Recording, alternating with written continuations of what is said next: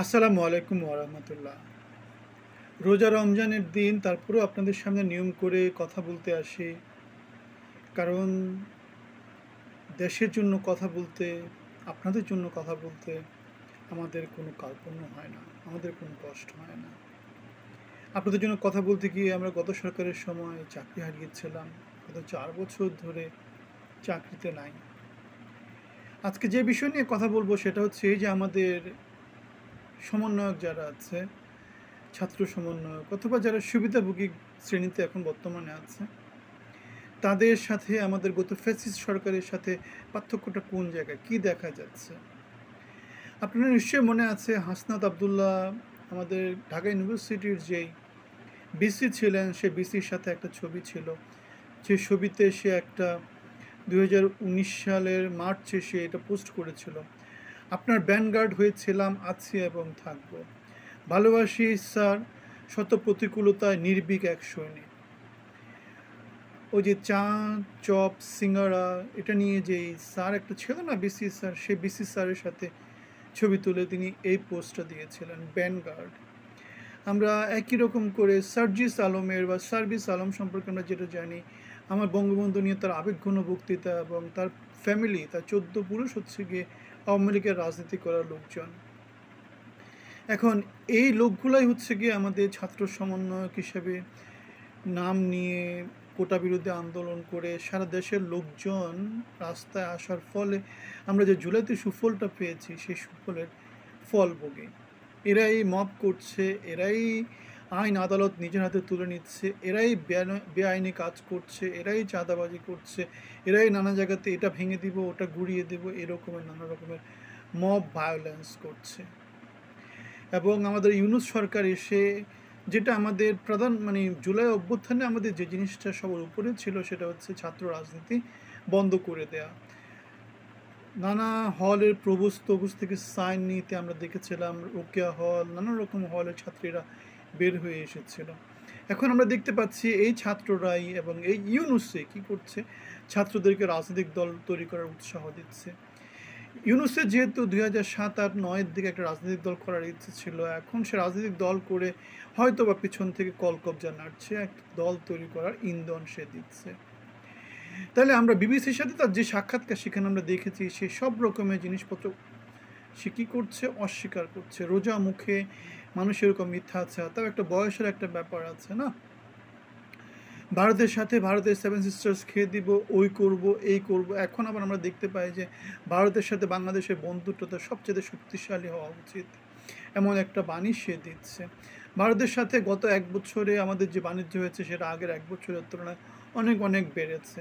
Adani group থেকে যে বিদ্যুৎ নেওয়ার কথা, সেটা বন্ধ করে দেওয়ার কথা ছিল, চুক্তি পর্যালোচনার কথা ছিল। এখন আমরা দেখতে পাচ্ছি তাদের কাছ থেকে বরং আরও বেশি পরিমাণে বিদ্যুৎ বাংলাদেশ চাচ্ছে, নয়তো বাংলাদেশে গরমকাল চলতে পারবে না।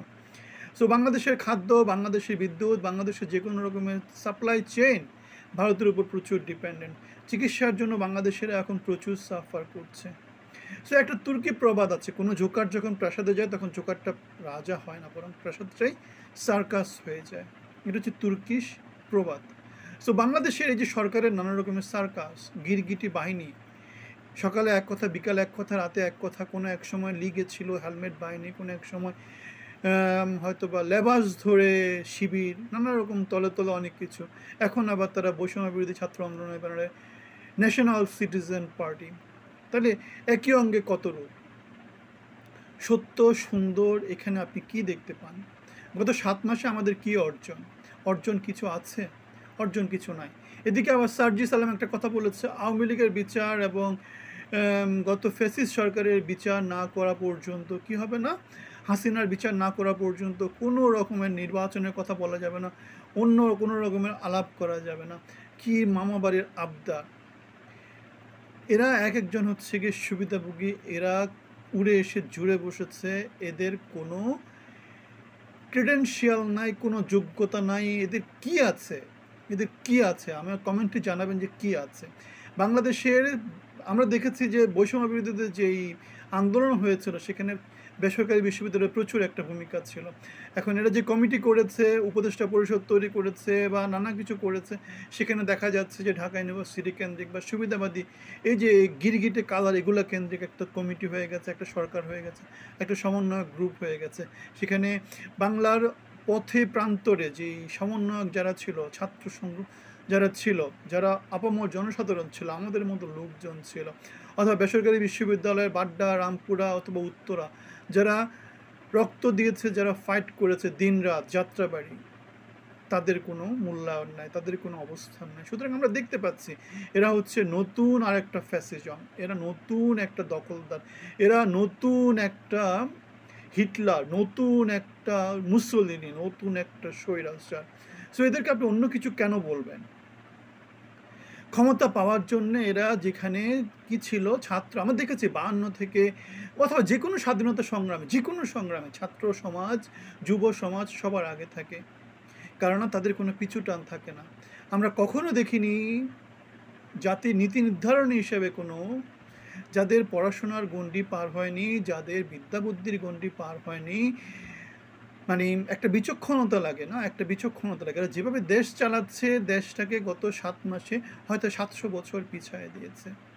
আমাদের সেনাপ্রধান ওয়াকারুজ্জামান এই কথাটাই বলেছে দেশের স্থিতিশীলতা নষ্ট করছে, নিজেরা মব তৈরি করছে, নিজেরা দেশকে অস্থিতিশীল তৈরি করার চেষ্টা করছে, ঝামেলাগুলো নিজেরা ক্রিয়েট করছে। এই ঝামেলাগুলো ক্রিয়েট করে কি হচ্ছে, পড়াশোনায় আমাদের যুব সমাজ পিছিয়ে যাচ্ছে, বইপত্র দেয়া হচ্ছে না, আমাদের ইলেকশন হচ্ছে না, আমাদের স্থিতিশীলতা আমরা পাচ্ছি না, শিল্প কারখানা উৎপাদন বন্ধ হয়ে গেছে, আমাদের সাপ্লাই চেন এরকম ডিসরাপশন তৈরি হচ্ছে, আমাদের জিডিপি প্রজেকশন কমে গেছে, আমাদের কয়েকটা জেনারেশনের মধ্যে একটা পড়াশোনার একটা গ্যাপ তৈরি হবে।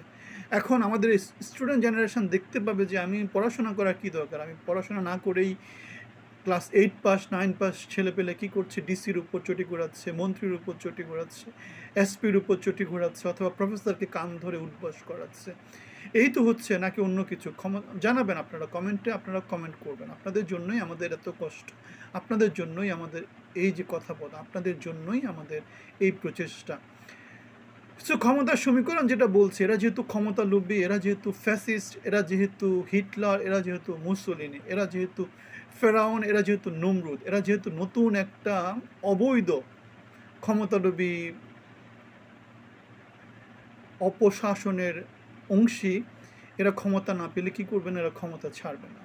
তাহলে আমাদের সেনাপ্রধানের যে ডিসেম্বরের মধ্যে নির্বাচনের যে একটা আকাঙ্ক্ষা ছিল, অথবা বাংলার আপামর জনসাধারণ 17 বছর ধরে যে নির্বাচনের জন্য অপেক্ষা করে আছে, জনমানুষের শাসকের জন্য অপেক্ষা করে আছে, ভোটের মাধ্যমে নির্বাচিত, এরা সেটা না চেয়ে কী করছে, ক্ষমতার হাত লম্বা করতে যাচ্ছে।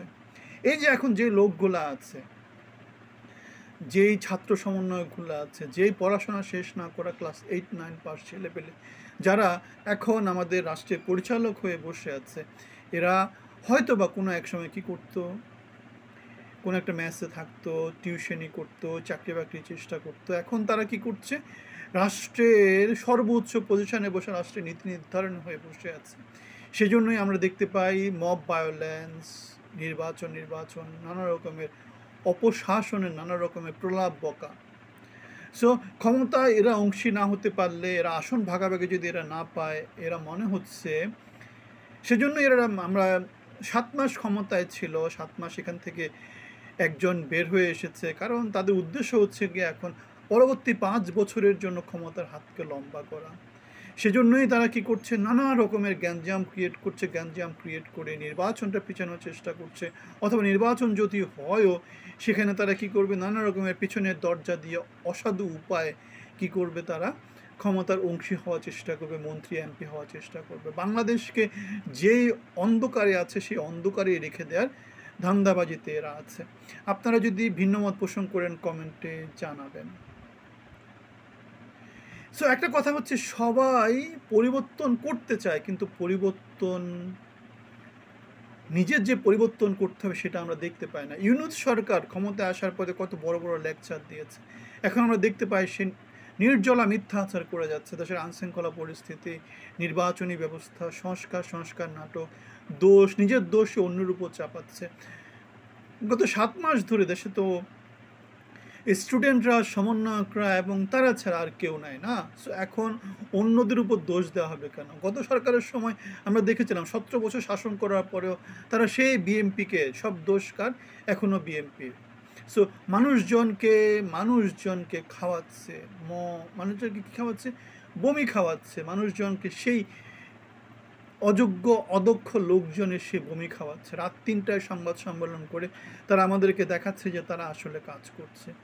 সো আমরা একটা জিনিস বলেছিলাম যে এই যে এদের ক্ষমতালোভী, এই যে এরা আছে, এদের ক্ষমতার অংশী হতে কোনোভাবেই দেয়া যাবে না। কারণ এদের কোনো রকমের ভূমিকা নাই গত সরকারের পতনে, বরং বাংলার অপমর জনসাধারণ সেখানে ভূমিকা রেখেছে। বাংলার আপামর জনসাধারণ যদি এদেরকে ভোট দিয়ে ক্ষমতায় দেয়, আমাদের কোনো রকম আপত্তি নাই। সো সঠিক একটা ভোট দিতে হবে। কোনো রকমের আসন ভাগাভাগি কিচ্ছু করা যাবে না ভোটের আগে। আমরা একটা ভোট চাই, আমরা একটা সুষ্ঠু ভোট চাই, জনগণের যোগ্য প্রতিনিধি চাই, যারা জনগণের কাছে গিয়ে জনগণের ভোটে নির্বাচিত হয়ে আসবে। কোনো রকমের আসন ভাগাভাগি, কোনো রকমের সমঝোতা, সেটা আমরা কোনোভাবেই গ্রহণ করব না। আপনারাও একই রকম আওয়াজ তুলুন। কোনোভাবেই কোনো রকমের সমঝোতা, ভোটের আগে কোনো কিছু গ্রহণ করা হবে না। জাতির সাথে সেই ৭০-৭১ থেকে প্রতারণা দেওয়া হচ্ছে নানা রকমভাবে। আমরা এই প্রতারণার অবসান চাই। আমরা চাই বাংলাদেশ সত্য সুন্দরের পথে থাকুক, বাংলাদেশ একটা যোগ্য শাসকের হাতে আসুক, বাংলাদেশ উন্নয়নের পথে হাঁটুক, বাংলাদেশ স্থিতিশীলতার পথে হাঁটুক, বাংলাদেশে অরাজক পরিস্থিতি, মব ভায়োলেন্স, এগুলো যাতে বাংলাদেশে তৈরি না হয়। বাংলাদেশে যাতে এই যে এখন অবৈধ সরকার যারা আছে, এরকম সরকার যাতে কখনো তৈরি হতে না পারে।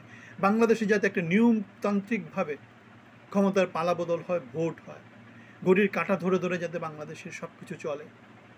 বাংলাদেশে যাতে স্টুডেন্টের নামে মব ভায়োলেন্স ক্রিয়েট করা না, সুযোগ সৃষ্টি করা হয়। আপনাদের মতামত ভিন্ন হলে আমাদেরকে জানাবেন। ভালো থাকবেন, ধন্যবাদ।